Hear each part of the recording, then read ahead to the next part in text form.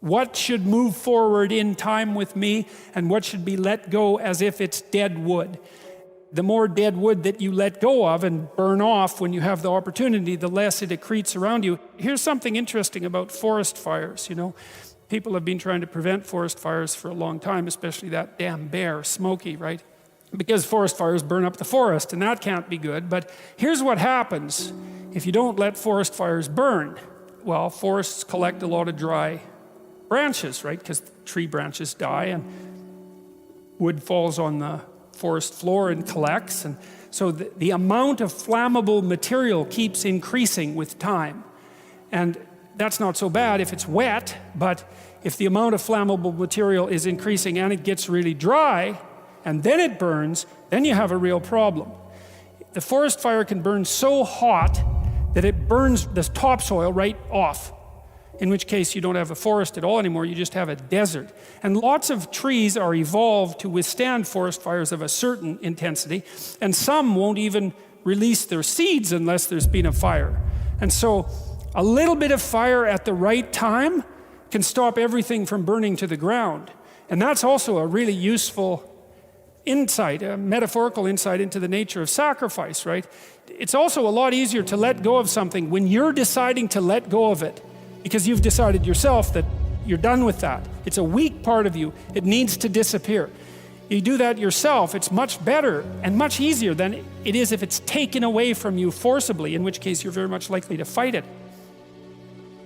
A lot of what people regard as their own personalities and are proud of about their own personalities aren't their own personalities at all. They're useless idiosyncrasies that differentiate them trivially from other people.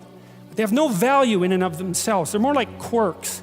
I remember once I was trying to teach a particularly stubborn student about how to write. And she had written a number of essays in university and got universally walloped for them. And the reason for that was she couldn't write, really at all. She was really, really bad at writing. And so I was sitting down with her trying to explain to her what she was doing wrong. And she was being very annoying about it, very recalcitrant, very, very unwilling to listen. That was a pearls before swine thing, And at one point she said, I can write perfectly well. This university professors just don't like my style. And I thought, what the hell's with you? You can't even write and you think you have a style. Instead of humbling herself, she was proud of her insufficiency. That's arrogance, right? That's not humility. It's self-deception and arrogance. To be proud of your insufficiency, that's a very foolish thing. And that means to cling to the parts of you that are dead. As you elevate your aim, you create a judge at the same time, right? Because the new ideal, which is an ideal you, even if it's just an ideal position that you might occupy, even if it's still conceptualized in that concrete way, that becomes a judge because it's above you, right? And then you're terrified of it, maybe. That's why you might be afraid when you go start a new job, right? This thing is above you and you're terrified of it and it judges you. And that's useful because the judge that you're creating by formulating the ideal tells you what's useless about yourself, and then you can dispense with it. And you want to keep doing that, and then every time you make a judge that's more elevated, then there's more useless you that has to be dispensed with.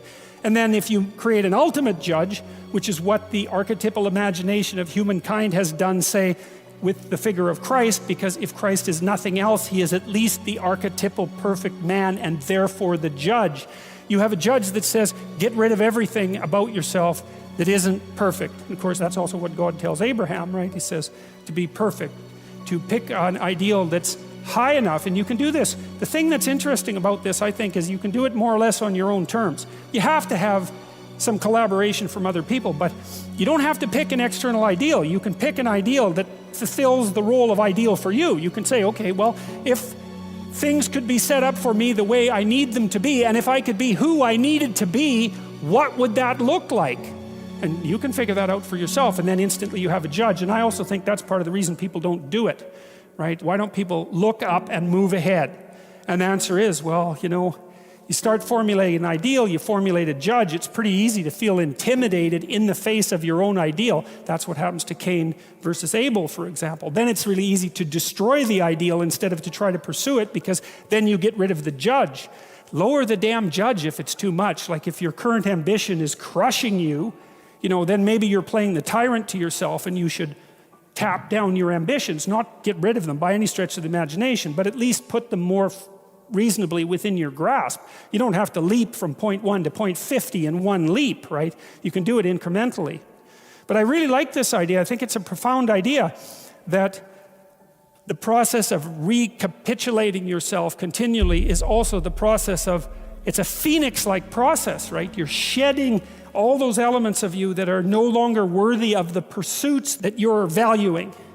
And then I would say, the idea here is that as you do that, you shape yourself ever more precisely into something that can withstand the tragedy of life and that can act as a beacon to the world. That's the right way of thinking about it. Maybe first to your friends and then to your family.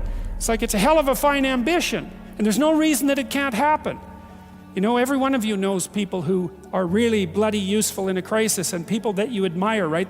You can think of all those people that you admire as partial incarnations of the archetypal Messiah. That's exactly right. And the more that manifests itself in any given person, then the more generally useful and admirable that person is in a multitude of situations. And we don't know the limit to that. But people can be unbelievably good for things, It's really something to behold.